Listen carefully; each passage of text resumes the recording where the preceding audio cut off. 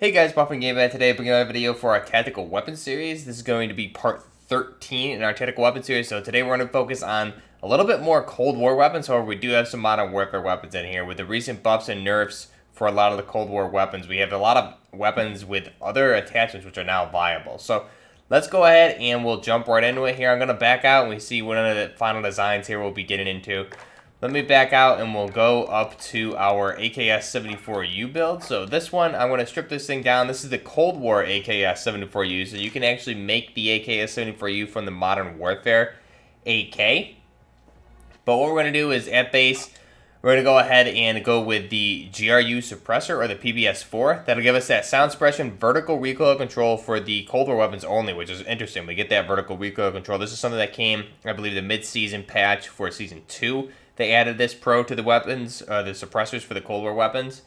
We also have the bullet velocity and the effective damage range. The cons being the ADS speed and the aiming stability. So we'll go ahead and select the GRU suppressor. Now, barrel options here, there's definitely some good options. Bullet velocity with the Liberator is really good. However, this gives us an SR3 handguard and just looks very... This is kind of like a cursed weapon look. So we're going to actually just skip out on the barrel. There's only, I believe... one or two handguards. The Cavalry Lancer gives you vehicle damage, and the rifle is the effective damage range. But there's only two handguards that stay with the AK-74U, so we can actually use these attachments a little better off elsewhere. So we're going to go ahead and skip the barrel. For the laser, we're going to go with the KGB target designator, just because it's a Russian KGB target designator, or so they say in game here. So that'll give us the effective damage range, the hipfire accuracy, which is really what we want, is that hipfire accuracy. Flashlight will be visible to enemies, but not when you're ADSing. So we'll go ahead and select that. Next up for the optic, we'll go ahead and do the Cobra red dot sight. So again, obviously Cobra red dot, it's a Russian red dot option here. It has the Cobra shade already on there, which is that little the extension off of the front of the optic there, which you can see, which makes it differ from the Modern Warfare optic, where the Cold War optic has the shade so you don't get any glare or anything on the lens. So we'll select the Cobra red dot, gives us a 1.75 zoom magnification. Skip out on the stock, and we're going to go with the ammunition here. We're actually going to go with the taped mag. So this kind of gives us two magazines clipped together like this. I think they did something very similar and called 4 for the fast reload. I want to say they had some tape mag option. Maybe I'm mistaken there, but there was something in one Call of Duty somewhere there where I thought they had some tape magazines. But however, this will give you two 5.5 by 39 magazines taped like this.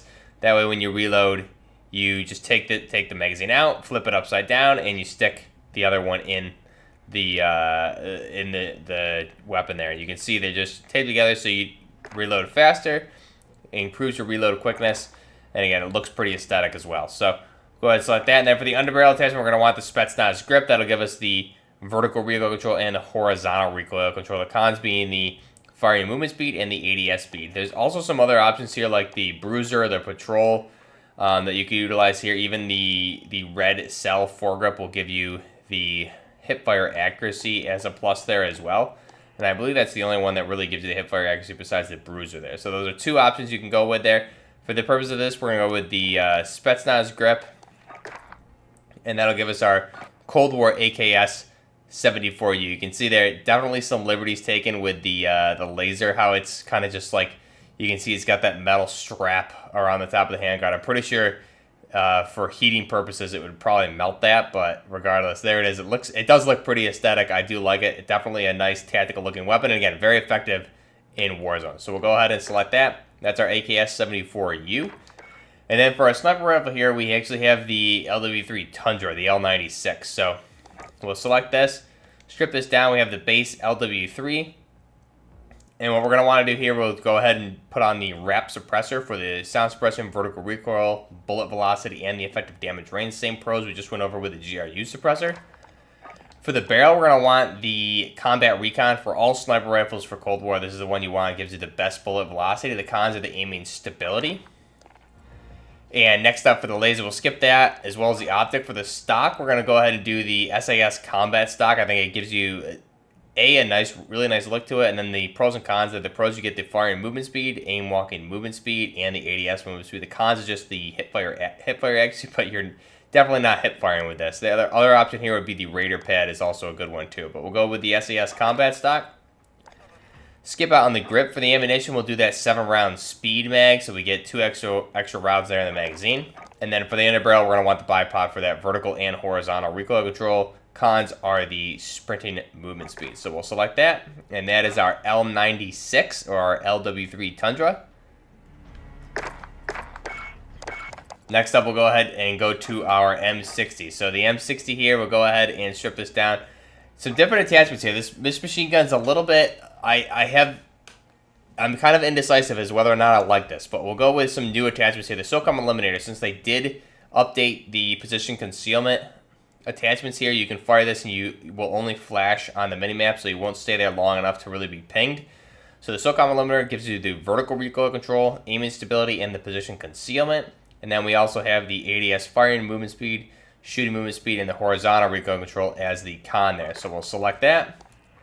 For the barrel option, we're going to go ahead and go with the match grade because it's going to give us that effective damage range. However, you could also go with the task force, but I think you're sacrificing the cons of the recoil control, which with this weapon just seems to be something that you really don't want to be doing. So we'll go ahead and do the match grade, give us that effective damage range.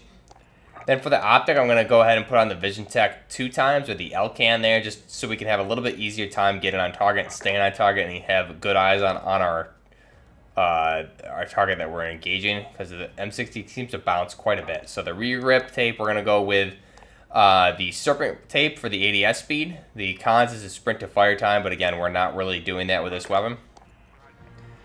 Ammunition, we'll go ahead and leave blank there. You can see it's a little weird. It kind of has just a cardboard box, it looks like, inside of the pouch, which is really not what the M60 came with. They definitely took some liberties here with the M60. Typically, these were actually, the belt was, they had kind of a, I believe it was a metal box, I believe. They have some options here that look kind of similar to real life, but not really. So we'll go ahead and skip that and do the underbarrel attachment. We're going to want that field agent grip for the horizontal and vertical recoil control.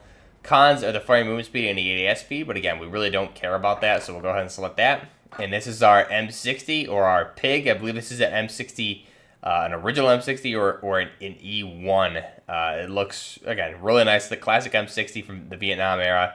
Really nice weapon. And this makes it a little bit more viable, I feel like, with these attachments. You're giving up the suppressor, which would assist with additional recoil control, which you could definitely use this option. This is another good option here. However, I think you get a little bit more recoil control with the Eliminator, maybe. But again, this is our M60. Really good option there. Next up, the Uzi. So the Uzi is definitely one that I think a lot of people sleep on. And I know I've seen this one come out a little bit lately. We'll go ahead and strip this down. And for the muzzle, we're going to want that monolithic suppressor for the sound suppression, damage at range. Cons, aim downside speed, and aim walking steadiness. Now, we're not building this for hip fire, so you'll see the attachments here. The barrel, we're going to go ahead and do the FSS Carbine Pro. Give you the damage range, bullet velocity, and the recoil control. Cons are the ADS speed and the movement speed. We'll select that. Next up for the optic, we're going to go ahead and do a holographic sight just to give me some better sight picture to get on a target. I'm not a big fan of the iron sights, especially with only 32 rounds. I want to make sure we're able to see our target and engage. Ammunition, we're going to want the 41 Action Express 32 round magazine. Gives you more damage and more range here. The cons are recoil control, so we'll go ahead and select that. This really makes the Uzi very viable with that ammunition and the barrel combo. And then for the underbarrel, we're going to go do the Ranger foregrip for the recoil control and the aiming stability. Cons there, ADS speed and walking movement speed. But again, this is not built for hip fire. This is really built for engaging at medium, close to medium range while ADS. And you're not hip firing this build. And this thing, that big fat suppressor on there, definitely a good option for close quarters engagements for sure. So that's our Uzi. And next up, we're going to skip down to our 433 class. So this one, we're going to go ahead and cover this one. I have to give a shout out to Odin, our community member and one of my moderators. So he was using this the other day in a Warzone match, and I heard this, the M203 popping up, and I was wondering what weapon he was using, and he sent me a picture of it afterwards. So we'll go ahead and we'll deselect the camo. You see here I'm using the Ghostly Premonition blueprint, but there's just some other blueprint options which put the laser on top of the top rail there, I believe. So we'll go ahead and just use the Ghostly Premonition. There's a bunch of other ones like the Berliner, and some others that you could utilize for this also. The muzzle, again, we're going to go with the monolithic suppressor, same pros and cons. For the barrel option, we're going to want the Singot Arms 19-inch Prowler. You could definitely go with the base barrel, but we want a little bit of recoil control because we're not putting an underbarrel grip on there. We're using the 203, so this will give us the damage range, bullet velocity, and the vertical recoil control. The cons being the aim, sight speed, and movement speed. So we'll select that. Then for the laser, again, we're going to want that tack laser for the ADS speed, aiming stability, and aim walking steadiness. The cons there being the laser will be visible to enemies when you're ADSing. And then for the optic, we're going to do the 4x flip sight. So this gives us the holographic with the toggle magnifier to magnify up to 4 times, and the cons being ADS speed. So we'll select that, but we're mitigating the ADS speed with the laser, which is nice. And then we're going to leave the basic 30-round magazine, and the underbarrel, we're going to go with that M203 40mm HE high explosive. So gives us that grenade launcher, cons, ADS speed, and movement speed. We'll select that. And then for the camouflage, put a nice woodland with the kill brush on there is a really good option, as well as the desert hybrid you could do that. So we'll do the kill brush. You can see how it looks just really nice on this particular blueprint here for the Kilo.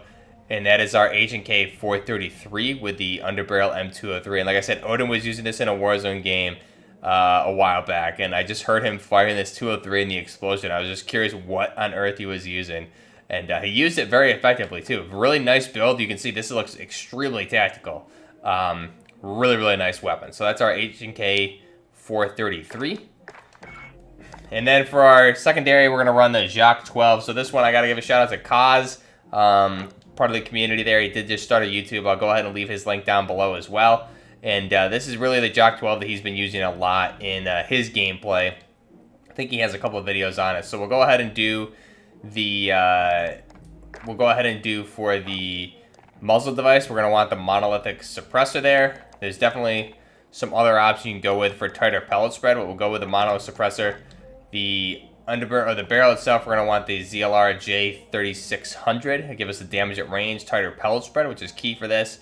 Cons, ADS speed, and the movement speed. We'll select that. And then for the laser, we're going to want that 5mm laser because we're going to be hip firing this. That'll help us out there. Ammunition, we're going to go ahead and do the 20-round drum mag. You can definitely do the 32-round. However, your movement speed, you can see, is just horrible with this and your control. So we're going to want the 20-round drum mag. Go ahead and select that. And then underbarrel attachment, we're going to want that Merc foregrip for better hipfire accuracy. And this is our Jacques 12. Again, a really, really nice shotgun here. You can hipfire this thing like crazy. If there's 20 rounds, very just devastating for clearing buildings, for sure. And then, like I said, for the muzzle device, there's definitely some good options here for a tighter pellet spread. You can do different ones for recoil control, or even the choke for a tighter pellet spread and damage at range, which would also be a really good option if you don't want to, if you don't really care about the being on the mini-map. This is definitely an option. Probably tighten up your pellet spread a little bit for the hipfire engagements, which would be good, as well as if you're going to be ADSing. You won't take as big as a hipfire, or excuse me, an ADS speed bump as you will with the mono. But there's also the Forge Tech Marauder here. So this one I actually forgot about. This is probably the one you want over the choke or the mono. This will give you the sound suppression, damage range, and the tighter pellet spread. Cons being the ADS speed and the aim walking movement speed. But you can see this will help us with the tighter pellet spread as well. So this is really the one we want, is the Marauder. And that's our final design. I believe this is the exact one Kaz uses as well. And this thing's just an animal in close quarter situations. And again, mobility is not too bad on it with that 20-round drum. So definitely give this one a try. Our Jacques 12. Really, really nice looking shotgun there. We can go ahead and throw some sort of camo on there to give it a nice aesthetic look. And there it is. That's our Jacques 12. Really, really neat. Really good tactical weapon. So let me know down below what you guys think. Which one is your favorite? What do you think is more viable here? I really love this H&K 433 build. I'm going to have to be using this a lot more. But in today's video, we covered the AKS-74U for Cold War, the LW3 Tundra or the L96. We also covered the M60 machine gun, the Uzi with the 41 Action Express rounds, and the Kilo or the 433 from H&K with the Jacques 12. We have some other options here that I'll be covering in the future, but let me know which one was your favorite down below. And until next time, Buckner Gaming, out.